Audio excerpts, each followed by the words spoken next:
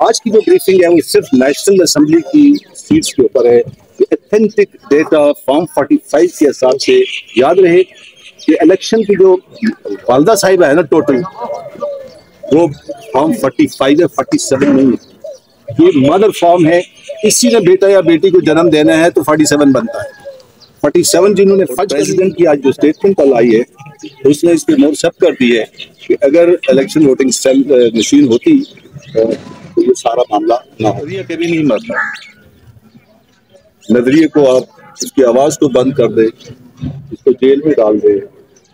नजरिया बाद लोग चले जाते हैं दुनिया से, लेकिन नजरिए की डेथ कभी नहीं होती। नजरिया बाशीर साहब दोनों हल्कों से, जिस तरह ये सूरज तो मैं कहूँ नहीं ये रात है, बहुत आप मान लें तो ठीक है, लेकिन रोज रोशन की तरह ये साबित हो चुका है कि नवाज शरीफ साहब दोनों हल्कों से हमदुसना रब्बुल करीम के लिए और सलाम आप के लिए।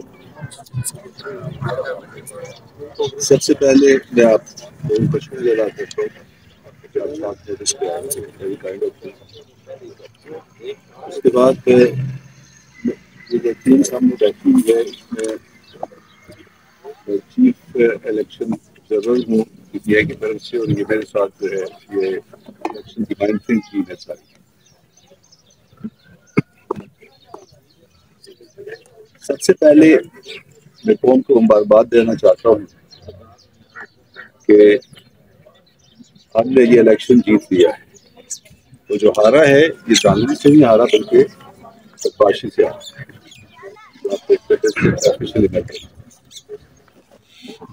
याद रहे, नजरिया कभी नहीं मरता।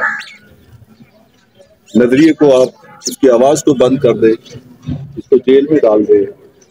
नजरिया बाद लोग चले जाते हैं दुनिया से, लेकिन नजरिए की डेथ कभी नहीं होती। नजरिया कभी नहीं मरता। ये इस इलेक्शन ने साबित कर दिया। आवाज भी बंद कर दी गई, शख्स को भी बंद कर दिया गया, लेकिन इमरान खान का नजरिया जिंदा रहा। तो जो लोग कहते थे कि जनाब इमरान खान की सियासत खत्म हो गई, वो खुद आज सियासी यतीम बन गए और मुख्तलिफ हरबों से अपने सियासी बैसाखियां बनाने की कोशिश कर रहे हैं। नेशनल डिफेंस यूनिवर्सिटी में और पब्लिक स्कूल पॉलिसी में एक चीज पढ़ाते हैं हमेशा, डेमोक्रेट्स को भी, मिलिट्री और सिविल को, कि political system is mother of all the system.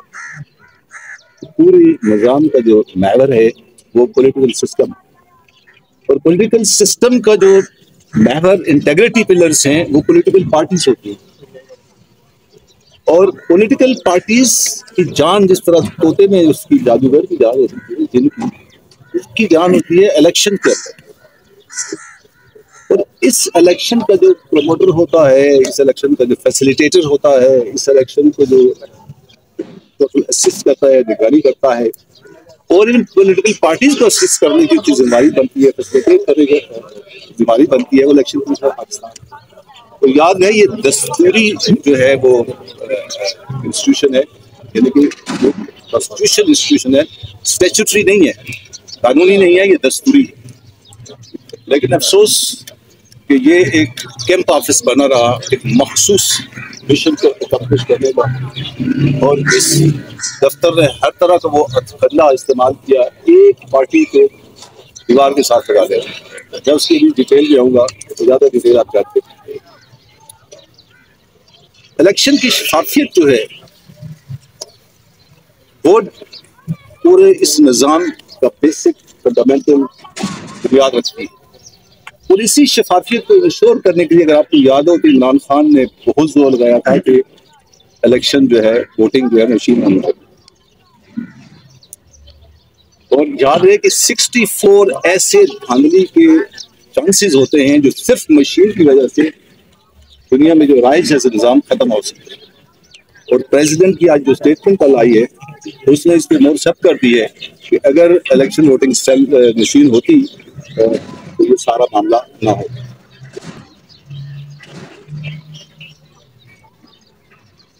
दस्तूर की तरफ अगर हम आते हैं तो याद रहे कि दस्तूर पाकिस्तान का प्रीएम्बल क्या है। यह हकीकत अल्लाह ताला की इस सारी कायनात के ऊपर, और उसके हुक्मों पे अमल दरामद अवाम की मंशा से दस्तूर पाकिस्तान के मुताबिक, जो कि हमारा सोशल कॉन्ट्रैक्ट, ये बेसिक फंडामेंटल हमारा पीटीआई कभी यही एंडेवर और कोशिश ये है कि इस तरह से इस निज़ाम को चलाया जाए। अभी मैं वन बाई वन आता हूँ कि इस पूरे मामले में जो हमारी मॉनिटरिंग टीम थी उसने क्या क्या डेटा इकट्ठा किया, क्या हमारा क्लेम है। आज की जो ब्रीफिंग है वो सिर्फ नेशनल असेंबली की सीट्स के ऊपर है कि ऑथेंटिक डेटा फॉर्म 45 के हिसाब से याद रहे कि इलेक्शन की जो वालदा साहिबा है ना, टोटल वो फॉर्म 45 है, 47 नहीं है। ये मदर फॉर्म है, इसी ने बेटा या बेटी को जन्म देना है तो 47 बनता है। 47 जिन्होंने फर्ज करने की कोशिश की है, दरअसल थोड़ा सा वो गलती पे चले गए हैं। 45 जो है वो इसका मदर फॉर्म है पूरे इलेक्शन का। सबसे पहले यहाँ से लेते हैं कि आपको याद होगा, याद आने के लिए इंसान की मेमोरी थोड़ा कमजोर है, हमारे इलेक्टोरल रोल्स और पोलिंग स्कीम्स को तब्दील किया गया। उसके बाद स्टेट स्पॉन्सर्ड ब्रूटैलिटी हमारे साथ की गई। हम गवाह हैं इस बात के कि हमारे पेपर नाके लगाकर, एम्बुश लगाकर जो है ना हमसे छीने गए हमारे जो कैंडिडेट्स। 70% हमारे कागजात आरओज ने रिजेक्ट कर दिए, 70% डेटा हमारे पास, और 90% आरओज के जितने भी ऑर्डर्स थे 90% जो है अदालतों ने रिजेक्ट कर दिया। यहीं से आप एक खास अमल को, इनके पल्स को आप देख सकते हैं। कभी रिजेक्शन इतनी परसेंटेज पेपर्स कभी हिस्ट्री के अंदर नहीं थी। हमारा 1.5 साल तक फैसले को रोका गया, इलेक्शन कमीशन ने फैसले को रोका, और एंड 13 जनवरी को हमारा बैट का सिंबल हमसे ले लिया गया और हमें बैंगन, बाजा, बकरी ये निशान दे दिए गए। लेकिन अल्लाह के फजल करम से उसी बाजे ने बाजा बजा दिया। इलेक्शन कैंपेन हम इवन हुजरों में बैठ के कन्वेंशन करने की हमने कोशिश की, हमें नहीं करनी थी। इलेक्शन कैंपेन हम कहीं भी नहीं कर पाए। बाकी लोगों ने हर तरह की कैंपेनिंग की, जलसे किए, सब कुछ किया। फिर एन इलेक्शन डे के ऊपर तमाम जो है वो नेटवर्क, जो कम्युनिकेशन नेटवर्क था, उसको बंद कर दिया। और अगर आपको याद हो तो जो बीबीसी की नुमाइंदा थी कैरोलिन, उसने पूछा कि जनाब इलेक्शन कमीशन साहब, कि आपने फैसिलिटी क्यों बंद की? क्योंकि 8300 के ऊपर वोटर ने मालूम करना होता है कि उसने वोट कहाँ पे डालना है। तो उनका बड़ा मासूमाना सा जवाब था कि उनको पहले पता कर लेना चाहिए था। तो आप पहले इंटीमेट कर देते तो हमें 8 तारीख को बंद करना है, तो फिर हम बंद कर लेते बंदोबस्त। तो ये उनका जवाब था।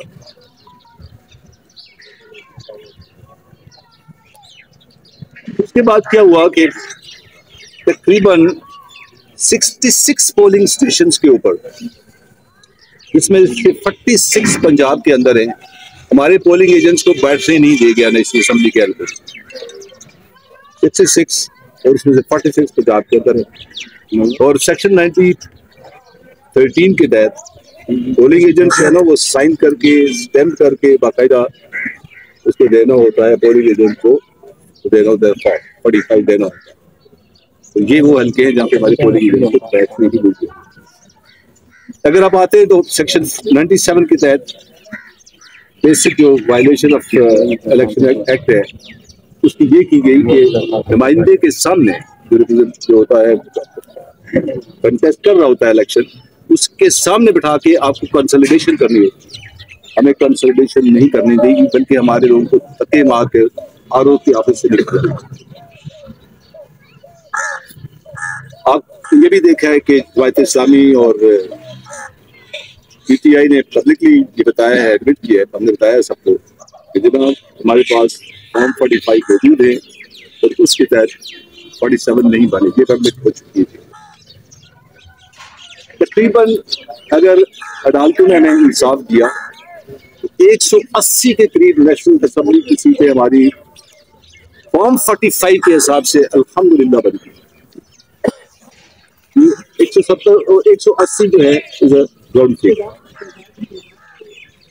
यहाँ पे मैं एक चीज बता दूं कि बाद यहाँ पे मैं उन लोगों का शुक्रिया अदा करना चाहता हूँ, ये तो हम पाकिस्तान में से बहुत कम हो गया है, उन आरओज का शुक्रिया अदा करना चाहता हूँ जिन्होंने स्टैंड दिया और उन्हें फेयर और फ्री इलेक्शन की जो है ना पूरी सपोर्ट की और फॉर्म 47 सही 45 के तहत बनाया। ये पूरी कौम उनको सलाम करती है, उनकी इस हिम्मत और करेज को रिकॉग्नाइज करती है।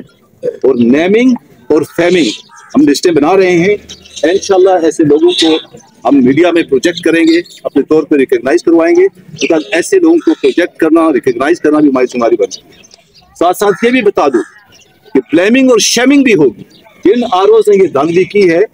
और मैं पीपीसी कोर्ट करने लगा हूँ जिसमें 10 साल कैद होती है, हम उनको ब्लेमिंग और शेमिंग भी करेंगे। वो लिस्ट भी हम तैयार कर रहे हैं जिन्होंने अवाम की इस अमानत के साथ बदयांती की है, खयानत की है, बहुत बड़ा ये जुर्म जिन्होंने किया। तो ये ना सोचें कि वो निकल जाएंगे या वो आप चीज से छुटकारा हो जाएगा। और पीपीसी 409 के तहत 10 साल कैद है, ये मैं वार्न करता हूँ जिन्होंने अभी भी लगे हुए हैं तो इस चीज से बाहर आ जाए। अगर आप इंडिपेंडेंट मीडिया को देखें, CNN, BBC, PRT, RT, guardian, New York times, सब ने इन इलेक्शंस के ऊपर क्वेश्चन रेज किया। It is on record. और BBC कॉरेस्पॉन्डेंस की बात मैं आपको बता चुका हूँ। एक चीज मैं बताना भूल गया कि 25 हल्के ऐसे हैं जिसमें से 23 पंजाब के अंदर हैं जहां जो विनिंग नंबर है वो रिजेक्शन से कम है। 15,000 तक भी वोटर रिजेक्ट हुई है। मुझे ये बताएं कितने हल्के से 21वीं सदी के अंदर ये मुमकिन है। कितने हल्के? टोटल 25 हल्के हमने रिकॉग्नाइज किए हैं ऐसे हैं जिनका रिजेक्शन का नंबर जो विनिंग मार्जिन है उससे ज्यादा है और 15,000 तक भी फिगर जाती है। और इससे इल्ला माशाल्लाह 23% से जाती है। तो मुताद अंदाजे के मुताबिक अगर मैं कंक्लूड करूँ बात को तो 1/2 बचाई असेंबली के अंदर हमारी है फॉर्म 45 के हिसाब से 75% की है। 16 सीटें कराची में हमारी नेशनल असेंबली की गई है और 30 जो है ना वो सिंध असेंबली की गई है। और आपको पता है जमात इस्लामी में, DDA ने, तारीख बैक में बहुत सारे उम्मीदवारों ने हमारे हक में दस्तरदार हो गए। ये जो एक्सल मैंडेट है ये इमरान खान को वोट पड़ी है, हम इसके हकदार नहीं हैं, लिहाजा हम इससे दस्तरदार होते हैं। और दस्ते रईसानी साहब की अपने प्रेस कॉन्फ्रेंस को देख उन्होंने फर्मला कह दिया इस अवाम ने वोट जो है इमरान खान को, हमारा हक नहीं बनता कि हम जो है ना अवाम के मैंडेट के खिलाफ जो है वो जाके असेंबली में बैठे। नवाज शरीफ साहब दोनों हल्कों से, जिस तरह ये सूरज तो मैं कहूँ नहीं ये रात है, बहुत हल्का मान लें तो ठीक है, लेकिन रोज रोशन की तरह ये साबित हो चुका है कि नवाज शरीफ साहब दोनों हल्कों से हार। अभी जो जिगरी कोपी की जा रही है मानसरे वाले हल्के को चेंज करने की, तो वो भी आपके सामने। मैं सिर्फ यहाँ पे एक हल्के की मिसाल, एक दो की मिसाल दूंगा। हमारा 262 बलूचिस्तान में जिसमें आदिल बाज़े साहब हमारे एक ही असेंबली की सीट थी, वो कल उनके घर पे छापा पड़ा है और वो कल से गायब हैं। वो अगर मिल नहीं रहे, मुझे लगता है कि उनको कहीं किडनैप कर दिया गया है। हमारी एक ही seat assembly and 163 very interesting case जिसे कहते हैं ना, हमारी 96,710 अदरवाइज हमारी होते हैं फॉर्म 45 के हिसाब से। इसमें जो PML-Z है इसकी जो है वो तीसरे नंबर पे है, इसकी 58,000 और नून लीग की 74,000। और छाया किसको गया? तीसरे नंबर वाले को, एजाज हक साहब को, जो 58,000 वोट थे उनको। ये वो सूरत हाल है जो टोटल है ओवरऑल। ये 38 वो सीटें हैं जिसके 45 के हिसाब से हमने इस्टेब्लिश कर लिया है। एडिशनल की जो नंबर है हमारा ऑलरेडी तकरीबन 93 है, उसमें अभी 38 कर ले। अभी तक 131 सीटें हमने फॉर्म 45 के हिसाब से कंसोलिडेट कर ली और हमने 180 तक है इंशाल्लाह। चाहे 170 प्लस है, ये 78, 79, 80 के करीब। इसमें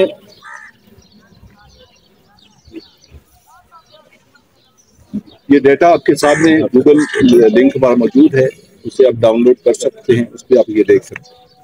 ये जो 38 है इस पे हमने काम कर लिया है और बाकी के इंशाल्लाह अज़ीज़ काम जारी है और ये तकरीबन 180 का फिगर जो है हमने अचीव कर लेंगे।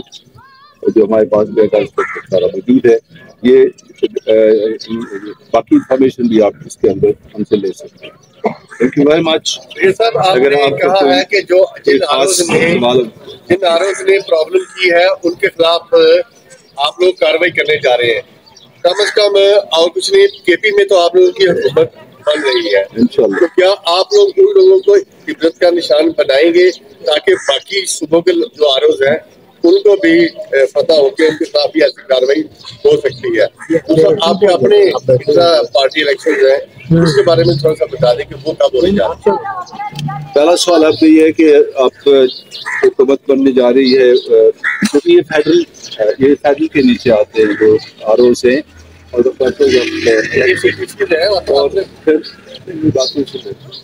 इसमें डेफिनेटली जब हम आवाज उठाएंगे तो हम सिर्फ टारगेट केपी के नहीं करेंगे, हम रिक्वेस्ट ये करेंगे कि लीगल एक्शन लेना है तो अक्रॉस द बोर्ड सबके साथ अगेंस्ट होना चाहिए, ना कि हम टारगेट कर लें सिर्फ केपी के वालों को बाकी छोड़ दें। दूसरी बात जो inter party inter party election जो है उसकी हमने तैयारी शुरू कर दी है इंशाल्लाह और वो जल्द उस तैयारी के हिसाब से डेट अनाउंस कर दी। हमारी साहब बड़ी तादाद में आपने हालिया इलेक्शन की जो धांधली है उसको आपने अपने इल्जामात को आपने बताया, तो उसमें बताया है तफसील के साथ। ये 2018 में पीटीआई के कैंडिडेट और जीडीए के कैंडिडेट के खिलाफ इसी तरह के इल्जामात आए थे, जिसमें से कासिम सूरी के खिलाफ केस जो है वो अभी अदालत में चल रहा है और 6 साल से तकरीबन उसका फैसला नहीं हुआ। तो आप क्या कहेंगे कि कासिम सूरी वाला जो केस है वो और ये एक ही मिसाल है कि ये अलग अलग कोई दो अलग अलग इकदाम है?